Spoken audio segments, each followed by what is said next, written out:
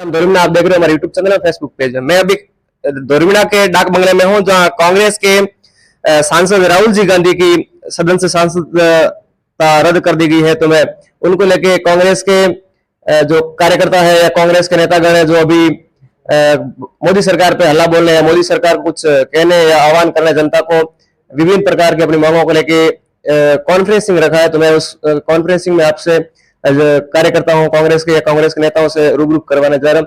मेरे साथ है कांग्रेस के कदावर नेता दोरमीना क्षेत्र के पूर्व ब्लॉक अध्यक्ष कांग्रेस के श्री दिनेश जी कुलदीप। पहले मैं दिनेश जी से मुलाकात आपसे करवाता हूं, उसके बाद अलग अलग राहुल जी गांधी है जो कांग्रेस के हाथ से हाथ जोड़ो कार्यक्रम के संयोजक हैं। उधर श्री मंगलाराम जी विश्नोई है जो कांग्रेस के ब्लॉक जिला ब्लॉक मीडिया संयोजक है। मेरे साथ और कई कांग्रेस के कार्यकर्ता हैं। मैं सभी से आपसे धीरे धीरे मुलाकात करवा दूंगा। दिनेश जी, आपका हमारे चैनल पर स्वागत है। बहुत बहुत धन्यवाद भगवान जी। आज कॉन्फ्रेंसिंग रखने का क्या उद्देश्य है? आज हमारे अखिल भारतीय कांग्रेस कमेटी के पूर्व अध्यक्ष हमारे सम्माननीय नेता आदरणीय राहुल गांधी जी की लोकसभा की सदस्यता जिस प्रकार भारतीय जनता पार्टी केंद्र की मोदी सरकार द्वारा जो तानाशाही पूर्ण रवैया अपनाकर सदस्यता खत्म की है, उसका कांग्रेस पार्टी विरोध करती है और लड़ाई संसद से सड़कों तक लड़ने के लिए कांग्रेस का हर कार्यकर्ता तैयार है। राहुल जी की सदस्यता रद्द करने का विषय क्या था? कुछ राजनीतिक है या फिर कोई कानून के अधिकार आता है? मैं हिंदुस्तान के कानून का स्वागत करता हूं, पर कानून के ऊपर भी जिस प्रकार केंद्र की मोदी सरकार ने अधिकार कर रखा है, चाहे सीबीआई हो, चाहे ईडी हो, चाहे अन्य जो सरकार की निजी एजेंसियां हैं, उनको नरेंद्र मोदी जी ने और उनकी सरकार ने हाथ में ले रखा है।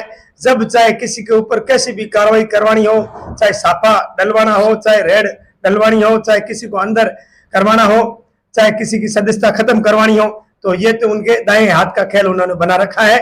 और हिंदुस्तान की जो एजेंसियां हैं, स्वतंत्र एजेंसियां, उनको उनके ऊपर उन्होंने अधिकार कर रखा है। और जिस प्रकार राहुल जी की सदस्यता इन्होंने कानूनी रूप से, अगर एक सूरत की कोर्ट ने उनके खिलाफ कोई मुकदमा था और उसके उपलक्ष्य में राहुल जी के ऊपर उनको 2 साल की सजा और जो कार्रवाई की है, और वहां के मजिस्ट्रेट ने राहुल जी को कहा भी था कि आप माफी मांग लो, हम आपकी सजा माफ कर देंगे। तो राहुल जी ने, जो जिस परिवार से आते हैं राहुल गांधी जी, जिनकी दादी इंदिरा गांधी जी थी और जिनके पिता राजीव गांधी जी थे, तो उनका बेटा किस मुद्दे पर माफी मांगे ये वो सामने वाले बताए। तो उनका जो मकसद था, उनका मकसद यही था कि राहुल गांधी जी ने संसद के अंदर उन्होंने अडानी जी का और नरेंद्र मोदी जी का क्या रिश्ता है, ये रिश्ता क्या कहलाता है, उस मुद्दे पर उन्होंने सवाल जवाब किया। और जो सेल कंपनियों का 20,000 करोड़ रुपए वो अडानी जी का वो पैसा कहां से आया, तो 609 नंबर पर था वर्ल्ड के अंदर जो रैंक के अंदर, और वो 102 नंबर पर कैसे आ गया। तो ये सवाल वो पूछना चाह रहे थे, और उस सवाल के पूछने से जो विपक्ष सत्ताधारी दल है भारतीय जनता पार्टी और नरेंद्र मोदी जी डर गए थे। राहुल गांधी जी को जवाब देना उनको महंगा पड़ रहा था, इसलिए उन्होंने राहुल गांधी जी को संसद से आउट करवा दिया अपने पावर का इस्तेमाल करके। लोग तो कह रहे हैं कि नरेंद्र मोदी जी को चोर कहना, मोदी समाज को चोर कहने के लिए राहुल जी को सदस्य रद्द किया। आप 2018 जो कर्नाटक के अंदर चुनावी सभा के अंदर राहुल गांधी जी ने जो बयान दिया था, उसका क्लिप देख सकते हो। उसके अंदर कहीं भी उन्होंने नरेंद्र मोदी जी का या किसी को चोर नहीं कहा। इन्होंने कहा जो नीरव मोदी, मेहुल चोकसी और ललित मोदी, ये सब मोदी सरनेम वाले लोग ही इस टाइप के क्यों हैं, तो इस टाइप की बात की थी। बाकी उनका कहने का मकसद किसी वर्ग को या ओबीसी वर्ग को कहीं उनको प्रताड़ित करने की या उनको ठेस पहुंचाने की बात नहीं उन्होंने की है। बिल्कुल ये बना बनाया ख्याल है भारतीय जनता पार्टी और नरेंद्र मोदी जी के जो ऊपर के नेता है उन सबका। और उनका यही मकसद था कि राहुल गांधी सच्चाई पे आगे है, और उनको पता है जिन्होंने देश की एकता और अखंडता के लिए अपना तन मन धन बलिदान कर दिया, सर्वस्व न्योछावर कर दिया, उस परिवार का बंदा अगर उनसे सच्चाई संसद के अंदर पहुंच रहा है, पहुंच करके पूछ रहा है, तो उनको जवाब देना पड़ेगा। इसलिए उन्होंने राहुल गांधी जी के साथ कार्रवाई की। पर ये तो लोकसभा स्पीकर का अधिकार होता है, वो किसी की भी अन्याय अयोग्यता घोषित कर सकता है। इतनी जल्दबाजी करने की कहीं इस्तेमाल नहीं थी। आपको मैं बता दूं, जो कोर्ट ने फैसला दिया सूरत की, वो 150 पेज का, 150 पेज का गुजराती भाषा में फैसला था।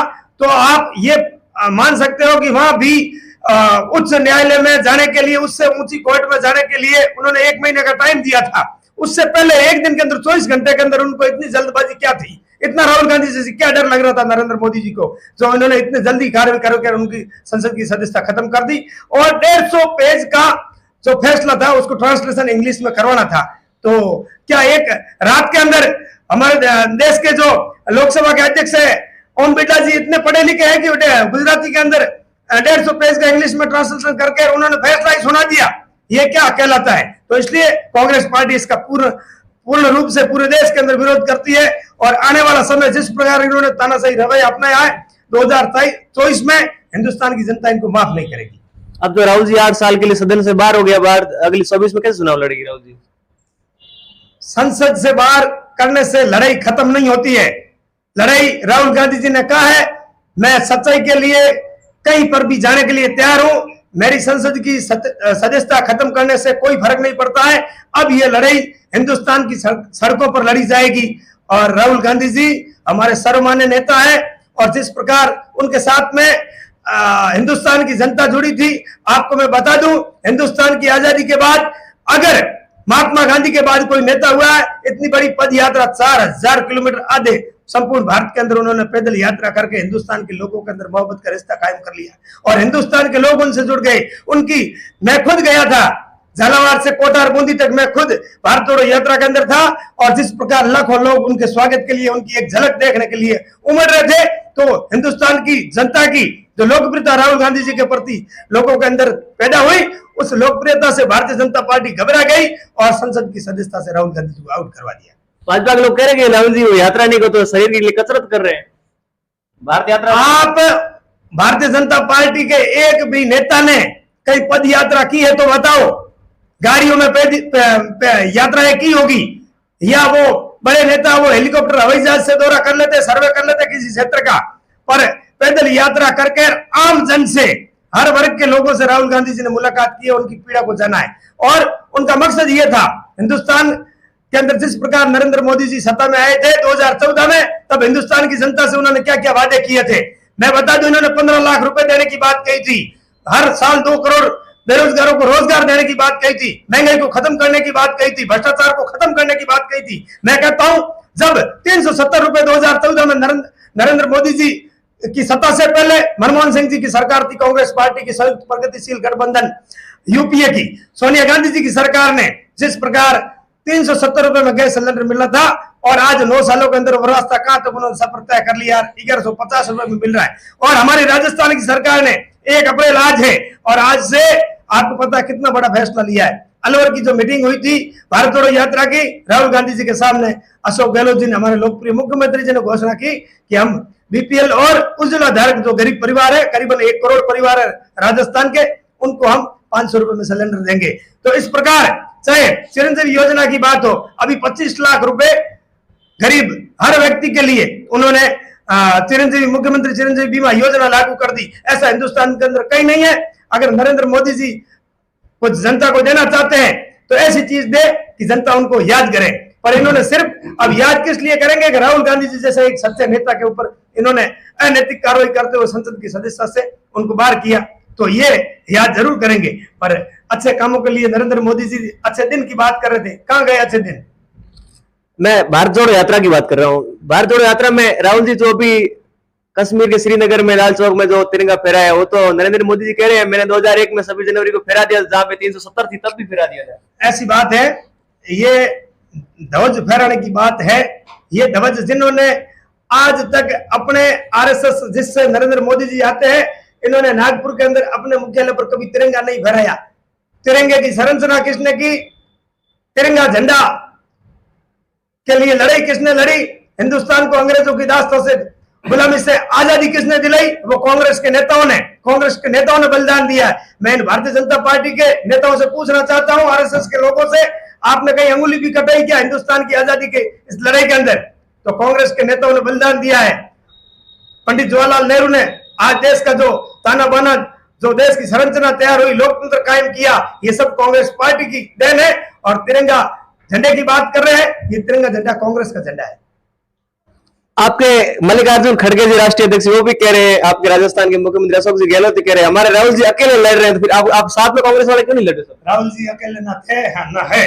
राहुल जी के साथ पूरा हिंदुस्तान है और कांग्रेस पार्टी हिंदुस्तान की आत्मा में बसी हुई है, हिंदुस्तान के लोगों के साथ है। और जो डेवलप विकास हिंदुस्तान के अंदर नजर आ रहा है वो नरेंद्र मोदी जी के 8 साल के 9 साल के कार्यकाल के अंदर नहीं हुआ है, वो कांग्रेस की देन है, कांग्रेस का शासन था, कांग्रेस के महान नेताओं के योगदान की वजह से आज हमारा हिंदुस्तान आगे बढ़ रहा है।